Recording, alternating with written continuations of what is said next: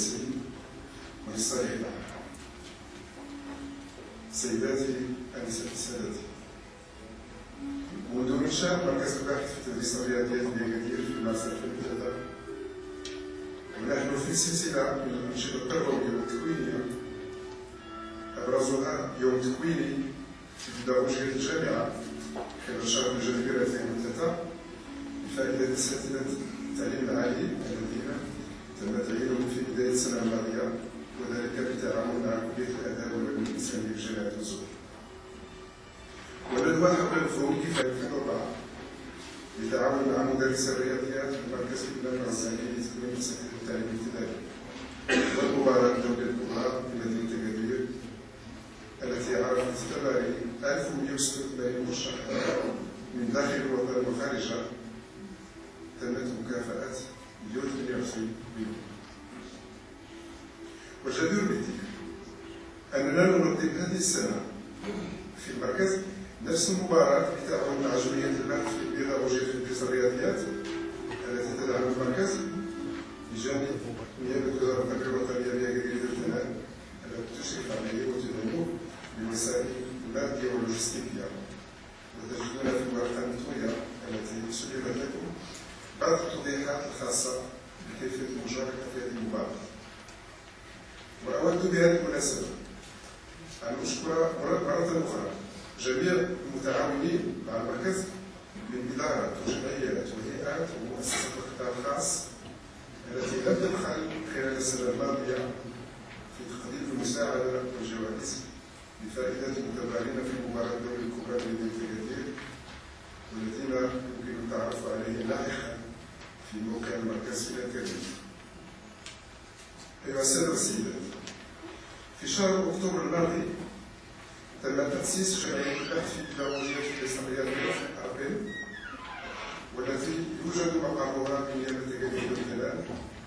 من بين أهدافها المساهمة في تحسين جودة تدريس الرياضيات، العمل من أجل تعلم الرياضيات بمختلف الوسائل الديداكتيكية، تشجيع البحث وخلق الإبداعية في مجال الرياضيات، تقدير جهود المدرسين والمتعلمين، دعم ومساعدة الأنشطة التربوية الخاصة بالرياضيات.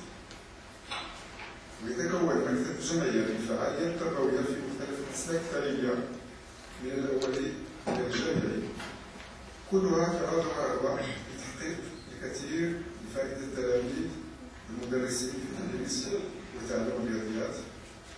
ويمكن الاتصال بالكتابة العامة للجمعية في نيابة أكادير الثناء قصد المعلومات الخاصة بالأنشطة والانخراط.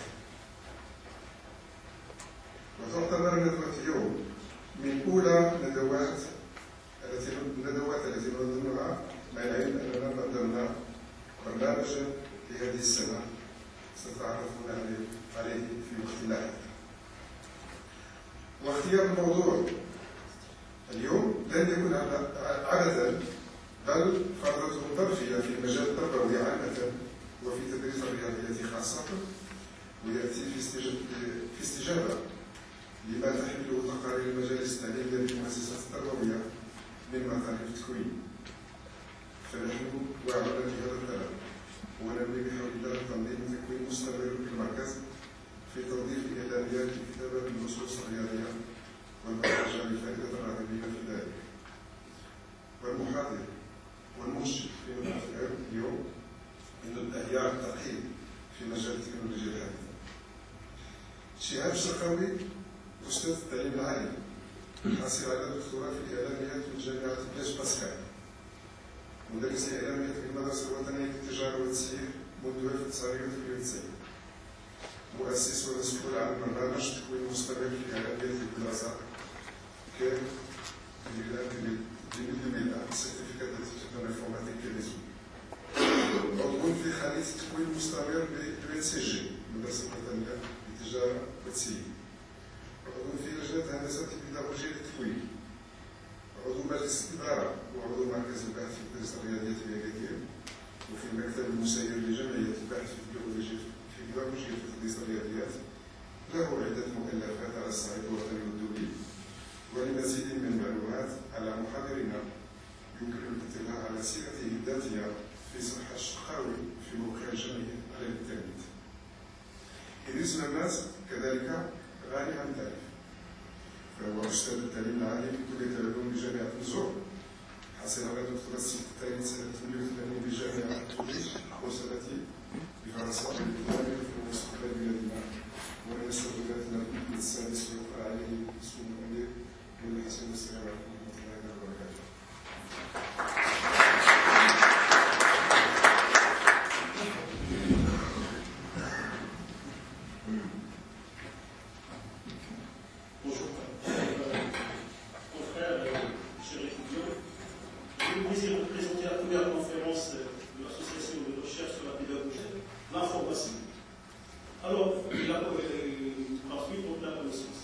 Alors, les environnements informatiques d'apprentissage humain sont des systèmes destinés à favoriser l'apprentissage chez l'utilisateur, qu'on appelle apprenant, et qui est placé en situation active d'acquisition de savoir et guidé par le système à divers degrés. Elle permet de donner un enseignement personnel et personnalisé, adapté à l'apprenant, à sa vitesse, à ses aptitudes, avec une interaction et qui fait appel à des compétences multiples. On peut voir des pédagogues, des didacticiens, des psychologues, des politiciens, des analystes programmeurs, des graphistes, et donc il y a pas mal de compétences qui peuvent intervenir dans ce domaine. Alors pour développer de tels systèmes, il est nécessaire de prendre en compte différents types de connaissances. Des connaissances sur la matière à enseigner, des connaissances sur la façon de la transmettre, sur les apprenants, sur les modes d'interaction apprenant des systèmes. C'est ce qu'on va voir dans la présentation et la conférence de mon partenaire Cheikh Chakaoui, membre du laboratoire traitement d'image du système d'information, et qui va nous mettre, si vous voulez, si on peut dire, et c'est ce qu'il veut dire aussi, qui va nous mettre en situation dans cet exposé. Je vous remercie. Donc une discussion suivra bien sûr cette intervention.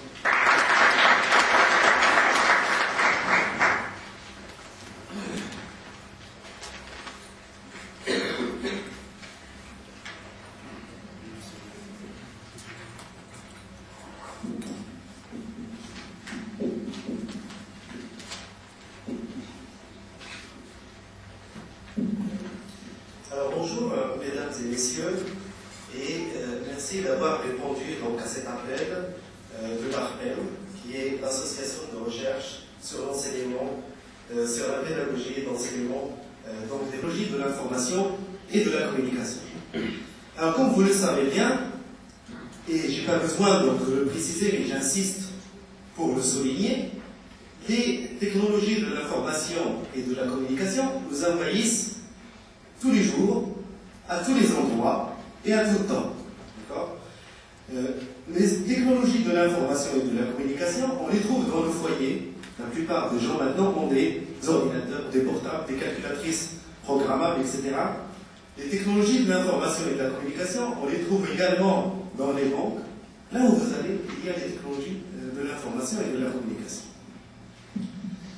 Bien, alors en partant de ce constat, l'éducation n'a pas échappé à cette influence. L'éducation va être envahie aussi par les technologies de l'information et de la communication. Et c'est ce qui a donné lieu aux environnements informatiques d'apprentissage, leurs architectures, leur évolution. Ça va être le deuxième point.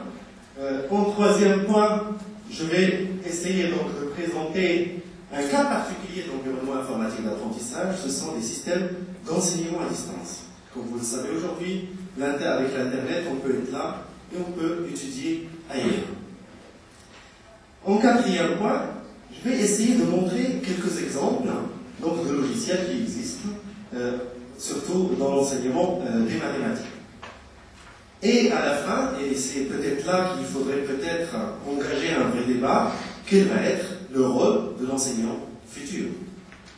Les étudiants qui ont accès à l'Internet, par conséquent, le cours qu'il va leur donner, ils vont aller chercher un certain nombre de choses sur Internet et ils vont pouvoir comparer.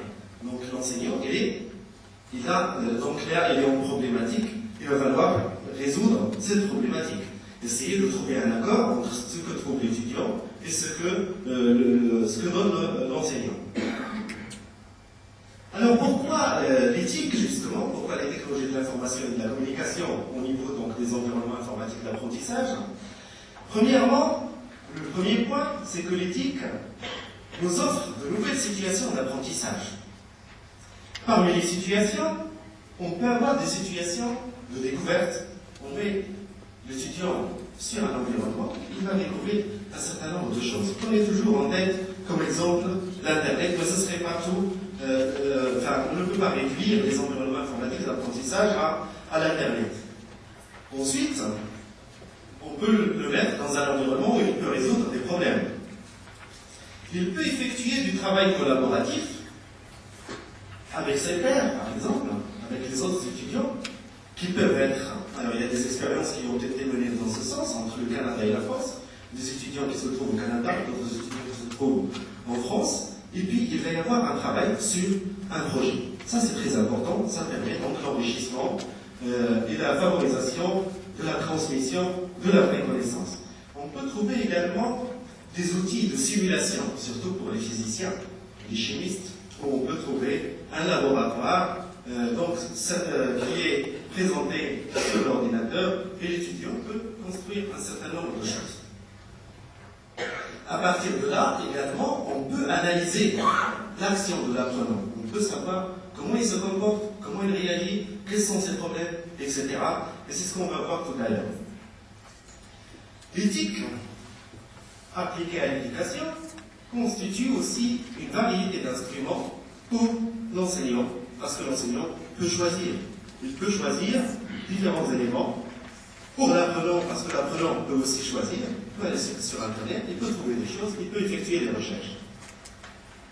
L'éthique sont importants parce que tout simplement, ils motivent les apprenants. Il y a des études qui ont été faites et qui montrent que la motivation augmente dès qu'on est en face d'un ordinateur, on est en train de résoudre un problème. Ensuite, ils donnent des exercices. Alors ça, on peut le qualifier de behaviorisme. Ça veut dire qu'on cherche à ce que l'étudiant reproduise le même comportement. J'ai fait la démonstration, tu l'apprends par cœur, tu reproduis le même comportement au niveau des exercices. Alors que normalement, on doit donner part à une certaine créativité. Alors ensuite, le deuxième courant, ce sont les cognitivistes. C'est un russe qui a travaillé tout un ensemble d'années. Il a produit pas mal de choses. Ça n'a pas été utilisé parce que tout simplement, il y avait un système dans l'ex-URSS qui ne permettait pas de publier donc, les différents documents qu'il a produits. Mais après, et ces dernières années, il y a un engouement vers ces théories. Alors il s'agit de quoi?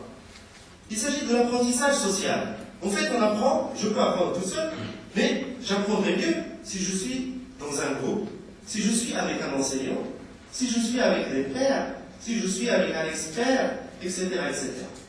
Donc ici, on se base plus sur l'apprentissage en groupe, sur l'expérimentation, sur la discussion avec les pairs, et on insiste sur la notion de point de vue. Il faut respecter le point de vue de l'autre. Et là, j'insiste pour dire que l'enseignant aura un nouveau rôle à jouer. C'est plus un transmetteur, c'est plus le savoir savant, c'est plus l'enseignant qui sait tout. C'est un enseignant qui peut collaborer, qui peut travailler avec les apprenants. Donc, normalement, s'il y a des discussions dans un groupe, on aura tout à l'heure une discussion, il faut respecter les points de vue, il faut que l'enseignant animateur sache animer. L'étudiant, généralement, il accepte très très mal les remarques des autres pairs, des autres étudiants. Mais, quant à l'enseignant, on verra tout à l'heure un exemple, dans le sens où, normalement, on devait prévoir la réponse. Il n'y a pas de résolveur de problème. Aucun résolveur de problème n'existe dans le système. On devait prévoir la réponse, on devait prévoir tous les chemins possibles par lesquels doit passer un étudiant. Et là, du point de vue informatique, ça crée ce qu'on appelle une explosion combinatoire. C'est impossible, du point de vue informatique, d'avoir un algorithme qui résout ce problème. On parle d'un algorithme Alors, devant un ordinateur, il est automatiquement interactif. Il peut communiquer avec vous, vous avez des vidéos, vous avez du son, donc c'était plus la peine de rajouter interactif. Pour résumer un petit peu tout ça, et pour situer du point de vue historique, alors il y a eu l'enseignement programmé dans les années 50, c'est quand même un enfant de la guerre. Et puis après, le AO, l'enseignement assisté par ordinateur. Et puis vers les années 70, il y a l'IA, la mode de l'intelligence artificielle. Et puis après, il va y avoir le IAO, qu'on appelle aussi tuteur intelligent, avec l'interactivité. De l'autre côté, vous avez un système que peut-être certains d'entre vous connaissent, c'est Logo. Logo, c'est un système normalement pour créer des figures géométriques. Mais pour que l'étudiant puisse créer des figures géométriques, il est obligé de programmer. Donc il va programmer avec un langage informatique pour créer des figures géométriques. Par exemple, on lui donne une possibilité de tracer une ligne. Donc il écrit une petite instruction, tracer une ligne. C'est comme si je mets dans l'algorithme de la cuisine, je verse de l'eau et après les œufs. Donc c'est des étapes pour résoudre un problème. Donc Logo, c'est un environnement qui est très très connu, qui a été très utilisé, mais c'est un micro-monde. Ça veut dire pas un micro-monde, ça veut dire que vous êtes dans un monde, vous rentrez et vous pouvez naviguer comme dans l'Internet. C'est à vous de vous arrêter. D'accord ? Donc vous pouvez rester très longtemps, mais on ne vous oblige pas de rester. Alors ensuite, il y a les hypertextes, les hyperliens, les liens Internet qui vont arriver. Alors tout ça va se combiner pour donner lieu aux environnements informatiques d'apprentissage. Et sur la droite, là en orange, vous avez ce qui va se rajouter, c'est la réalité virtuelle. D'accord ? Alors pour résumer un petit peu, aussi du point de vue architecture informatique, c'est très important parce qu'il faut avoir une représentation. Le premier système, il y a la matière et la pédagogie, c'est mélangé. On ne fait pas la différence entre la matière et la pédagogie. Je pense que vous savez de quoi je parle. Si vous prenez un enseignant et que vous mélangez la matière et la pédagogie, là ça pose des problèmes. Alors ensuite, le système expert va pouvoir permettre de distinguer la matière de la pédagogie, ce qui va donner le IAO. Ensuite, on va arriver au dernier schéma. Expert du domaine. Un enseignant, c'est un expert du domaine. Il doit savoir résoudre les problèmes, il doit savoir enseigner, enfin, donner des cours. Il doit savoir représenter un apprenant. Il doit savoir communiquer, donc l'interface, avec les grimaces, avec les gestes, avec tout ça, tout ce qui va avec. Et il doit avoir dans sa tête un module pédagogique qui permet de sélectionner donc des items d'enseignants.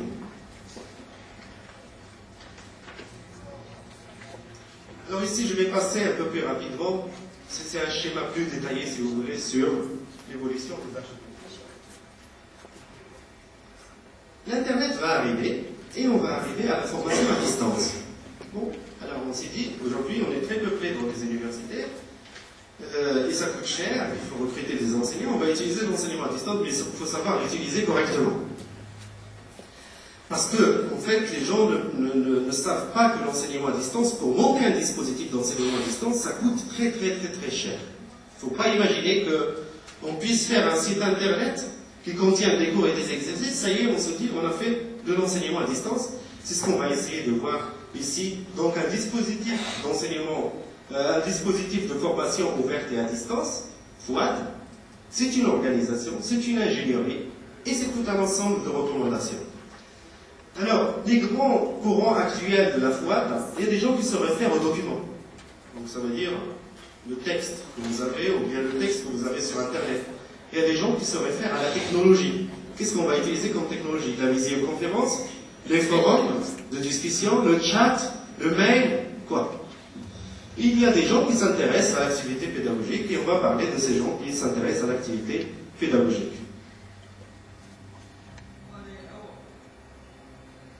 Alors, pour aller un peu plus rapidement, pour que ce ne soit pas long, pour qu'on puisse laisser le temps à la discussion, je donnerai une définition d'un DFOAD.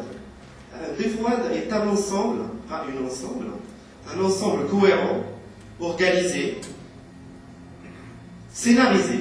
Il y a la notion de scénarisation, souple et régulée d'activités pédagogiques pour l'apprenant, et qui va intégrer tout un ensemble de choses.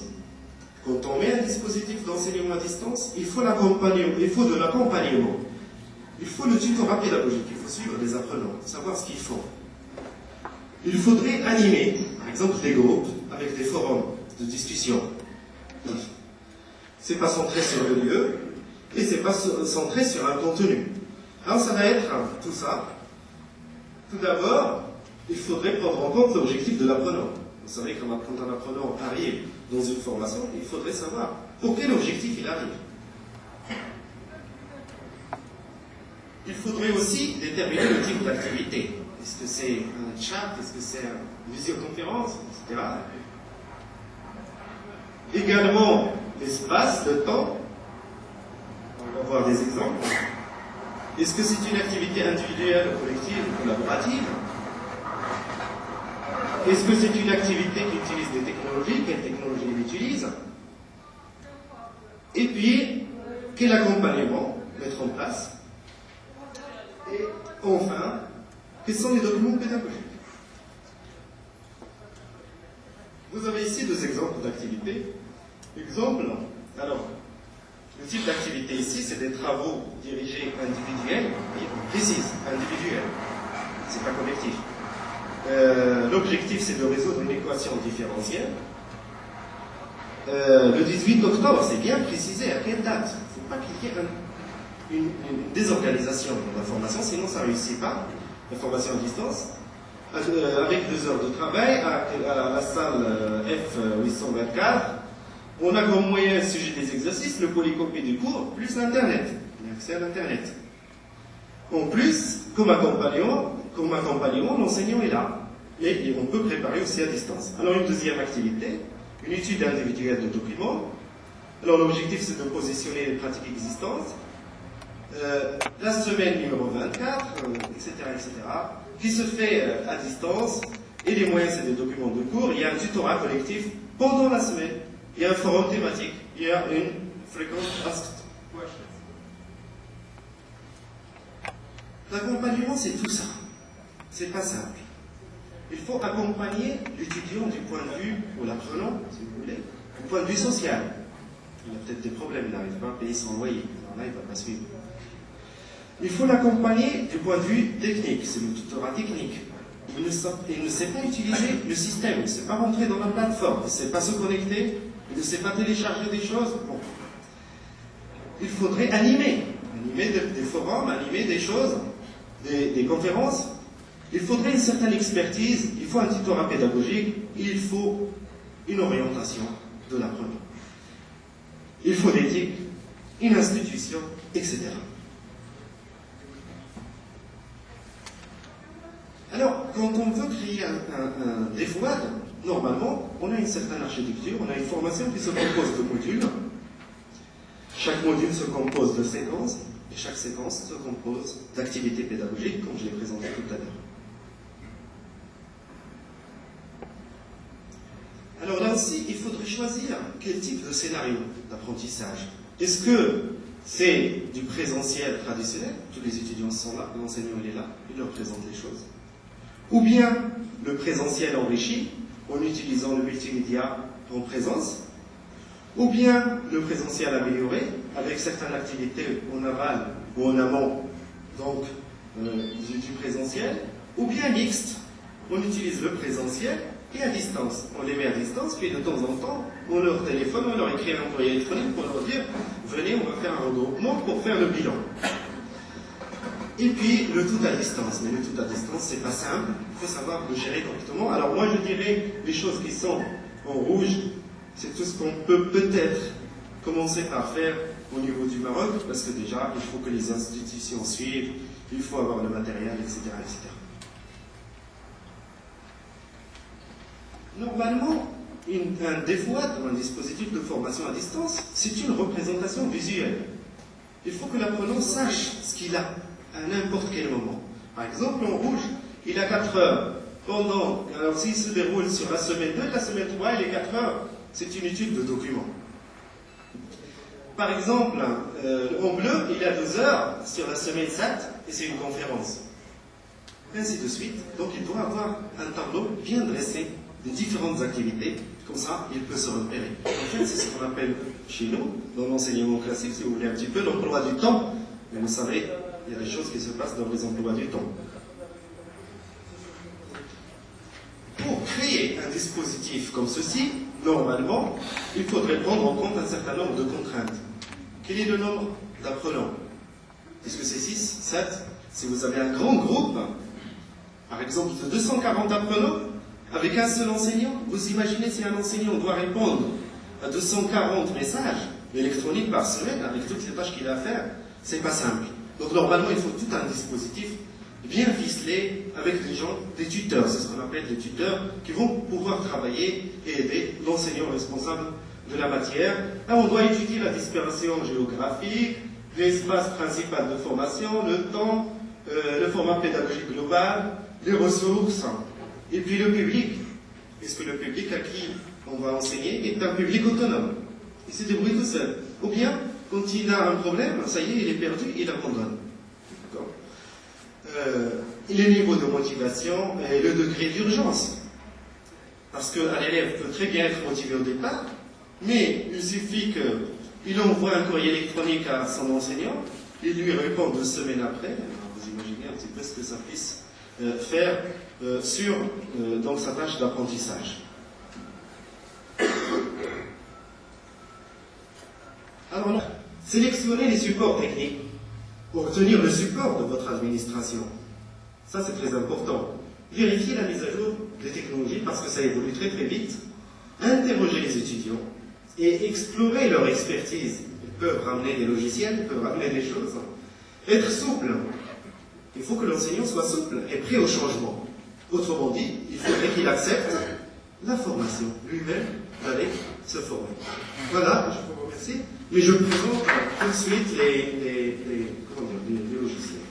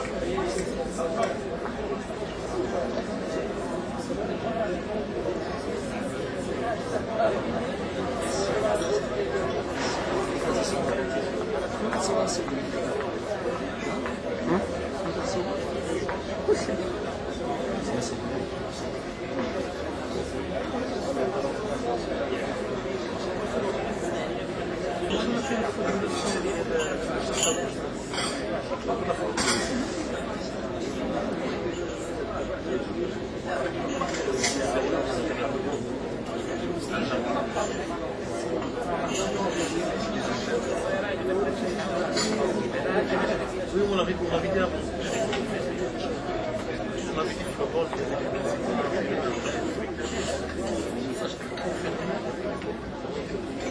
C'est pour une question.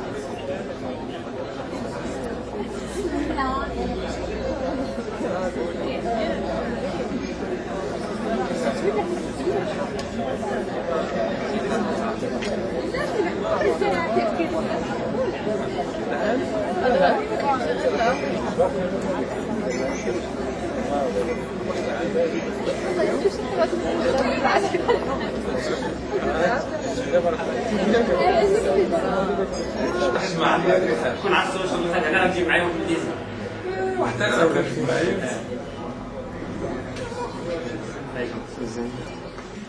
Parce qu'on sait tous que un enseignant se réfère toujours au modèle qu'il a, il veut venir. Et donc il ne faut pas oublier dans ce processus le rôle de l'enseignant. Il faut en sorte que ces outils soient ses alliés dans ce processus de transfert de savoir. Un apprenant qui va avoir plus de travail personnel, qui va dialoguer, donc qui va interagir avec le milieu. Il faut souligner aussi que, à l'heure actuelle, donc on peut penser qu'un enseignement qui est hybride, à savoir bien un enseignement qui est amélioré par qui ont potentiel et qui est amélioré par les technologies. En mathématiques, je pense plutôt, par exemple, à la géométrie dans l'espace. Donc, vous savez tous que le passage de la géométrie dans le plan à la géométrie dans l'espace pose beaucoup de problèmes, que ce soit aux enseignants, que ce soit aux étudiants. Donc, peu ont la faculté ou bien sont doués pour une vision dans l'espace. Ou même des fois, lorsqu'on reproduit, ou bien quand on fait des illustrations dans le plan de figures, ou bien de formes tridimensionnelles, il y a beaucoup de propriétés qui sont perdues, ou bien qui sont cachées par l'Église, l'orthogonalité, donc il y a pas mal de points qui peuvent être résolus par les nouvelles technologies. S'il y a des questions, c'est ouvert. Je voudrais souligner que vous avez un formulaire avec vous et ça nous intéresse que vous puissiez le remplir et nous le remettre à la fin. Ça nous permet de faire le bilan donc, de cette activité. Merci. حتى لا تضيع الجهود وحتى تكون الاستفاده كبيره وعامه. نرجع للعرض ديال الاستاذ. كما قلت قدم العرض واحد مجموعه ديال الاشياء ولكن بطريقه جد مختزله. كان جرد للمدارس اللي عرفها تعلمات بدءا بالبيهافيوريزم، الكونستركتيفيزم، السوسيو كونستركتيفيزم ديال فيغوتسكي ثم ولكن ما شفتيش الكونيكسيونيزم. الكونيكسيونيزم عندها علاقه بما اشرت اليه حسن في المقارنه بين لو سيرفو وبين الاورديناتور. هذه المقارنه مهمه جدا وهذه المقارنه مهمه جدا، ولكن لابد ان نشير كذلك الى الدور ديال النيوروسيونس عند الاعصاب في تطوير هذه لابروش جديده ديال لابروندر ابروند. والبحوث هي جاريه واحدث البحوث في جميع الكليات في العالم هي حول النيوروسيونس لبناء المقاربه الجديده ديال لابروندر ابروند. Les sciences cognitives, qui se donnent pour objectif de décrire, d'expliquer, le cas échéant, de stipuler les principes de position, les capacités de connaître les neurosciences, مع les sciences cognitives, فهي مقول معرفيه كبيره كتطور باقي تنسيج في المفاهيم ديالها، في المنهجيه ديالها، وما كاينش مر يوم وما كنلقاوش في العالم محاضرات وندوات حول هذه المقاربه الجديده، لان المقاربه القديمه صراحه اثبتت فشلها والدليل على ذلك راه في جميع الدول الانظمه التربويه في العالم.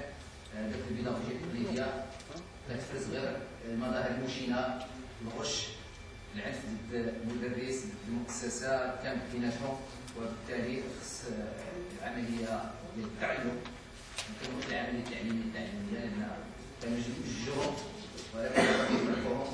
كاين لابروندر وكاين لابروندر ابروند، هذا هو المضمون ديال العرض. نتمنى من الاستاذ يعطينا واحد التوضيح شويه على الاستاذ الشرقاوي السؤال الموجه لك.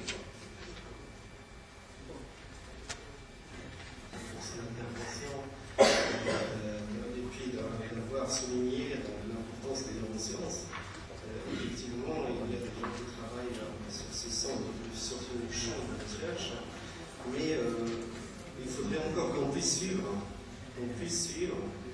Ça veut dire qu'il faudrait que nos systèmes aussi puissent suivre, parce que si je reviens un petit peu sur les environnements informatiques d'apprentissage, déjà la problématique de la modélisation de l'apprenant, ça a créé déjà pas mal de problèmes. Comment modéliser un apprenant? Est-ce qu'on va le modéliser parce que, comme vous le savez déjà, un enseignant face... Ça pose, c'est déjà un problème de mentalité. Je prends l'exemple de France. Je parle du centre de CNED, au Centre national de résistance. Il a commencé en 2040, en collègue, il a commencé par émettre des leçons via des ondes hertziennes, en radio. Après, dans les années 90, ils ont pensé à faire des cours en respectant le principe zéro délai, zéro papier. Sinon, ça a commencé le learning. La question que je pose, est-ce qu'au Maroc actuellement, ou juste avant, il y a un centre qui va nous connaître? Est-ce qu'on peut apprendre à distance? Il n'y a pas ça. Donc il y a un énorme problème de mentalité. Il faut travailler dessus pour changer cette mentalité, pour accepter d'enseigner à distance. Au Maroc, il suffit d'avoir un bac âgé de 2 ans, on est refusé partout. Je parle de l'établissement public. C'est la réalité. Il faut avoir un bac. La question que je pose maintenant, est-ce qu'il y a une étude réelle sur les problèmes socio-économiques surtout, question des moyens, pour que la plupart des gens puissent avoir un PC chez eux et d'avoir une connexion Internet haut débit permettant de favoriser ce genre d'apprentissage à distance, le e-learning? C'est la question à poser. Utiliser l'enseignement à distance, généralement, c'est une défavorisation en fait. Là, on parle de démocratie et puis de l'éducation à la citoyenneté, etc. On touche à beaucoup de domaines. Est-ce que tout le monde est capable d'avoir un PC aujourd'hui chez lui? Ce n'est pas forcément le cas. Et même s'il a un PC, est-ce qu'il est capable de suivre un cours à distance? Ce n'est pas le cas. Mais j'ai dit tout à l'heure, j'ai présenté des principes, si vous voulez, en gros. Mais sur question de réalisation, il faut effectuer des études précises sur le domaine. Est-ce que je peux rajouter juste J'ajoute quelque chose. Moi, quand j'ai pris la parole tout à l'heure, c'est exprès, j'ai parlé d'enseignement présentiel amélioré pour l'instant. Moi, j'imagine qu'à l'état actuel, on ne peut utiliser que de l'amélioration du présentiel. Et j'imagine bien qu'au lieu d'avoir, par exemple, c'est bien qu'on n'a pas la possibilité, des enseignants, ils n'ont pas de PC chez eux, donc ça, ils en souffrent pour en avoir. Mais j'imagine par exemple dans une institution d'avoir de l'intranet. On peut avoir de l'intranet, donc on peut mettre à disposition des étudiants pas mal de choses en intranet et donc au moins réussir des choses avec localement. On ne parle pas de grand public, c'est là que ça fait toujours du domaine de la recherche. Ce que je prime, en France, ça a commencé par France Télécom. Il est leader de le domaine. On vous a parlé d'intranet. Est-ce que les entreprises marocaines actuellement, ça veut dire mettre sur la table des cash, de l'argent pour favoriser ce genre d'apprentissage à l'intérieur de l'entreprise? Ça commence par là aussi. Et je pense qu'il y a toute une question, une problématique de la remise à niveau de l'entreprise marocaine concernant l'apprentissage. Et je vous donne l'exemple, quand on parle d'une entreprise quelconque, il parle de capital matériel, il ne parle jamais de capital humain. Et c'est un capital à ne pas négliger. Je suis désolé. Oui, non, mais attention, vous avez un DESS qui est lancé à distance, je pense que ça fonctionne, un DESS à distance. Et je suis sûr, moi j'avais lancé une formation à l'UNCG, la formation CARE. Hein. Je vous assure qu'on avait 30 élèves pendant toute l'année. Les gens ont besoin d'apprendre. Oui, je sais que ça faudrait leur proposer. Voilà. Je pense qu'il y a le besoin. Si les gens sont là, c'est qu'il y a un besoin énorme. On a un besoin, je parle d'un besoin. Mais l'étude n'est pas encore faite. Évidemment, je suis d'accord.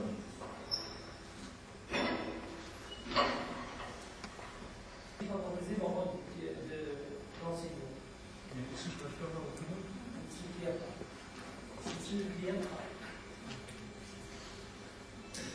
Alors, comme j'ai dit tout à l'heure, pour monter un dispositif d'enseignement à distance, l'enseignant, il va avoir un autre rôle. C'est d'abord de concevoir, créer le contenu. L'enseignant, il doit suivre ses étudiants. Il doit faire du tutorat. Il doit créer des activités de type animation, de type forum, de type... Il y aura beaucoup de choses à faire. Au contraire, c'est un projet qui coûte très très très cher. Parce que si vous avez 140 élèves, je vous ai dit tout à l'heure qu'un enseignant tout seul, il ne peut pas répondre aux besoins de ces 140 élèves. S'il lui envoie un message, 2 messages par semaine, ça fait 280 messages. Pour répondre à 280 messages de façon pédagogique et bien ciblée, c'est pas simple. Donc, normalement, pour monter un projet learning, ça coûte très très cher et l'enseignant n'a rien à perdre là-dessus. Au contraire, on a besoin d'autres enseignants. Autre chose, on sait maintenant que l'enseignant, qu'il le veuille maintenant ou non, il est devant une situation qui est difficile parce que l'étudiant, même s'il reçoit un enseignement présentiel, ben, il se renseigne aussi. Il apprend à distance parce qu'il peut aller à l'internet, il peut récupérer des cours, il peut avoir pas mal d'exercices, il peut avoir des supports, il peut même avoir des examens, il peut avoir tout ce qu'il veut. Donc devant cette situation, il va falloir que l'enseignant aussi s'adapte à cette situation et qu'il la prenne en compte. Pour moi, quand je parle d'améliorer, je suggère que, pour moi par exemple, je peux travailler en amélioré, je fais un cours en présentiel, je peux conseiller des étudiants des sites ou bien des cours, je peux leur conseiller pas mal d'activités Et je peux récupérer des choses, je leur dis que je les ai récupérées. Donc c'est pas ma production, mais comment même il y a un travail qui peut être aussi fait donc en parallèle avec le travail en présentiel, et ça c'est important. En fait, lorsqu'on parle de l'environnement informatique d'un procédure humain, c'est comme on a l'impression d'atteindre une classe quatrième. Et trouver des moyens pour permettre aux parents donc, de voir, de suivre, oui, de suivre. Voilà, on ne va pas faire du bienfairisme, contrôler tout. On a dit tout à l'heure que l'étudiant est responsable, normalement, de sa formation. Il doit être éduqué à ce qu'il soit responsable de sa formation. Mais peut-être c'est à creuser. Je voudrais juste ajouter que le problème qu'on a posé d'une simplicité extraordinaire, tout le monde l'a adopté.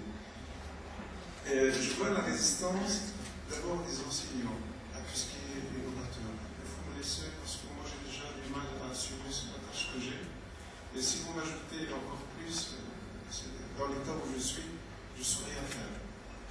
Donc convaincre les enseignants de l'utilité de nouvelles technologies, peut-être faciliter l'adhésion des enseignants à ces parce qu'eux-mêmes ils n'ont pas accès parfois au visiter. Est-ce que toutes les associations font pareil? Combien d'associations faut-il pour faire une couverture nationale? Est-ce qu'on a les moyens nous-mêmes de répondre aux besoins de nos environs? Toutes les questions qu'on se pose, y compris dans notre conseil administratif, on veut bien réaliser certaines tâches, mais je crois que ça va rester le public cible.